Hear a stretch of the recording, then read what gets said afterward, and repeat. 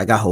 又翻嚟我哋芒向編輯部節目時間，有我嚟自澳洲嘅曾 BC，你好我好大家好，大家好才是真的好，亦都有嚟自馬來西亞嘅大馬 Sir。各位網友喺節目開始之前，請大家為我哋3個頻道芒向正向嘥冷氣點讚、分享同埋訂閱，希望你留低建設性嘅留言啦。好啦，今節咧我哋講嗱。雖然咧，我哋咧就覺得馬仔成日吹水，但係馬仔講嘅嘢咧，同另外一個巨頭黃仁勳講嘅一模一樣啊！咁啊，黃仁勳俾人感覺老實好多啦，啱唔啱啊？嗱，咁原來馬仔就話咧，喂，而家人工智能算力上邊咧，咁佢冇講邊個領先嘅，咁但係咧佢就話中國喺算力上邊將來一定會遠超世界其他地方，咁佢亦都直言咧，中國可能會擁有更多嘅芯片，但係佢哋喺全球 AI 競爭當中決定性優勢不在於芯片，而在於大規模嘅呢個供電能力啊！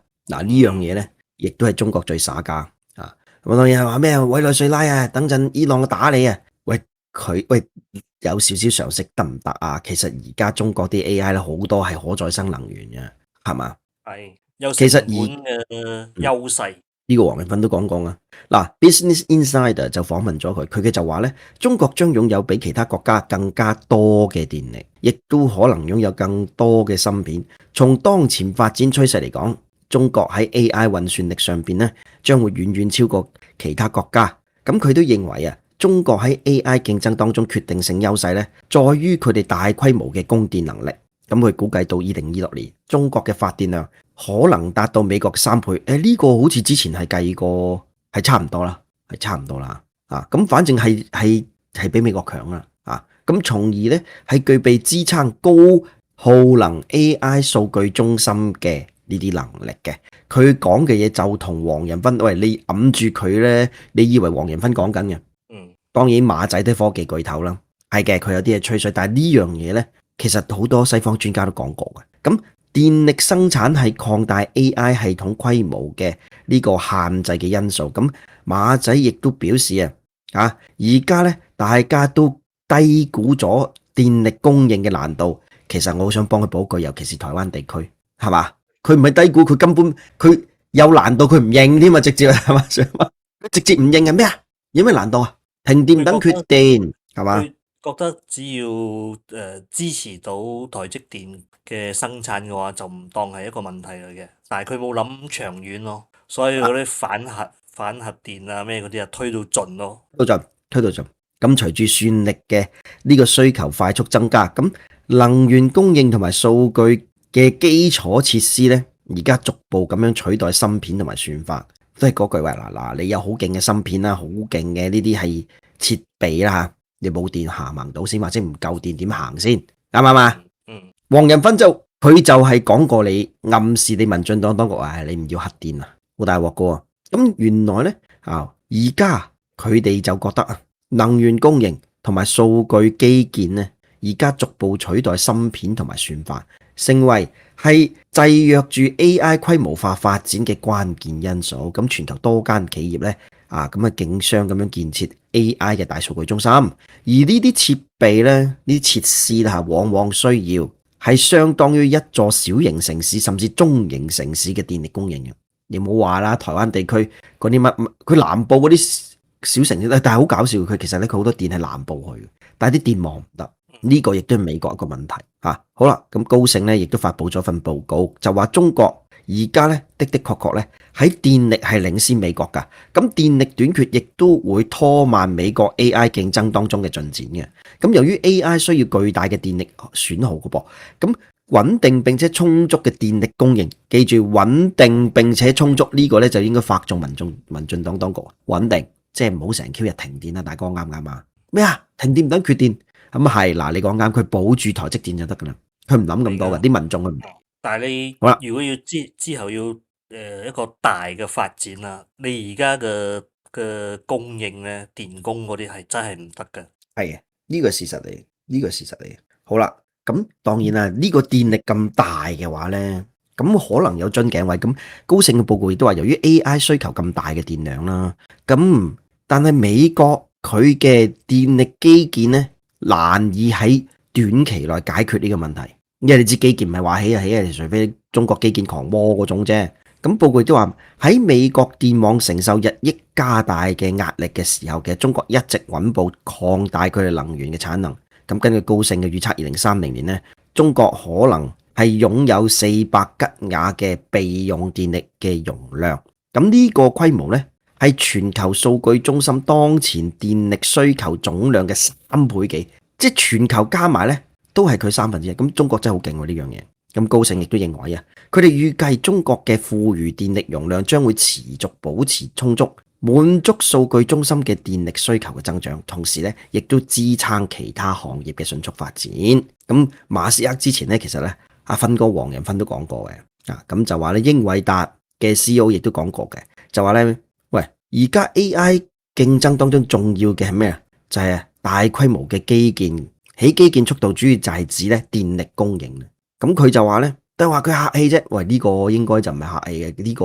我諗應該當一個常識去睇好啲咯。係啱，呢句講得好，常識。但係佢哋唔認噶嘛，係嘛？咁同埋佢就話咧，喂，如果你用電力即係啲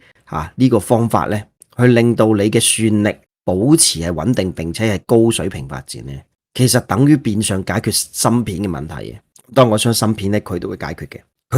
嘅，要一段時間啦。咁我哋都知道，其實中國光刻機咧都有所突破，但係佢哋都講咧量產啊，要到28到30年，呢啲佢係唔會咧叫做沙塵嘅。咁當然由0到1咧，佢都算係突破咗，但係你話好似阿斯麥個良率咁好咧，佢都承認係做唔到嘅，暫時。喂，佢唔係好似啲外媒啊，或者最傻啲綠媒啊，成日講話咩啊你咁樣點，佢唔會噶，佢知自己不足噶。而且有時候我覺得咧，佢係用個期望管理，佢講嘅不足咧，佢會講得悲觀啲添啊，咁黃仁勳亦都講咧，好簡單嘅啫，佢就話 AI 咧好似一個5層嘅蛋糕，咁能源、芯片、基建、模型同埋應用，咁佢就話雖然美國喺芯片上面領先嘅，但係中國擁有美國能源2倍嘅呢個咁嘅發電量，而冇能源。你起乜嗱？佢講嘅冇能源，你起乜鬼嘢芯片工廠？建咩超級電腦？同埋大數據中心冇電，你點行呢？咁佢之前都舉個例子，喺三藩市郊區都有個咁嘅，即係佢起咗，但係嗰啲電網啊未接得好啊。咁馬仔咧都係講一樣嘅嘢啫。咁佢亦都表示咧，另外一個因素就係芯片啊。喺佢睇嚟，雖然美國近年嚟一直咧諗住限制中國先進半導體嘅發展啊，但係呢個限制隨住時間推移咧，會變得冇咁關鍵嘅啦。咁中國會想辦法解決芯片問題。咁佢繼續講咧，芯片喺性能前沿嘅領域存在住邊際效益嘅遞減，呢個係真嘅啊。咁呢個咧可能會令到中國喺冇辦法獲得最先進芯片嘅情況下，亦都有機會係追趕美國㗎。咁啊，當然華爾街報亦都講過咧，美國發明咗全球最強大嘅 AI 模型，亦都掌控住。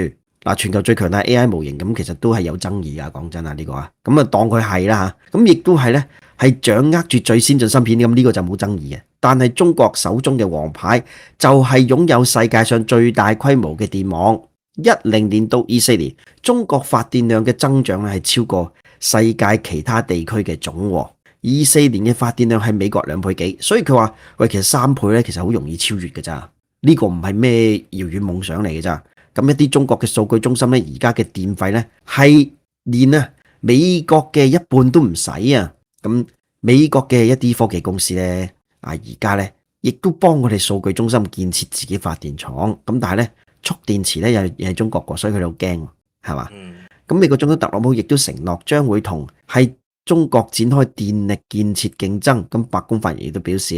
特朗普嘅議程咧，將會令到美國喺贏得 AI 賽跑嘅同時，降低能源價格，並且提高電網效率。哇！既要又要喎，既要又要又要喎。所以佢咁渴望委內瑞拉啲可以攞到委內瑞拉，即係將個油價拱冧佢啦。咁事實上你講，你喺能源方面啊，即係電力方面啊，委內瑞拉呢個幫唔到乜滯噶，始終。電網嗰啲基建啊，你都係要發展上嚟嘅，要做出嚟啊！委內瑞拉就算你幫到都唔係一朝一夕咯。係啱。好啦，咁其實咧事實上，美國想擴展電網並非容易事情嚟嘅。美國太陽能行業協會咧，亦都係寫咗信俾係能源部長，咁就話咧，美國作為全球 AI 領導者嘅地位咧，而家因為繁瑣並且不穩定嘅許可證制度同埋輸電能力不足咧，而受到限制嘅。咁包括美國數據中心重新聚集喺呢個18個州啦，咁超過一半嘅太陽能同埋咧係儲能嘅容量面臨係風險嘅。咁中美兩個國家喺電力領域嘅差距咧，未來會進一步拉大。咁摩根士丹利即係呢個大摩啦，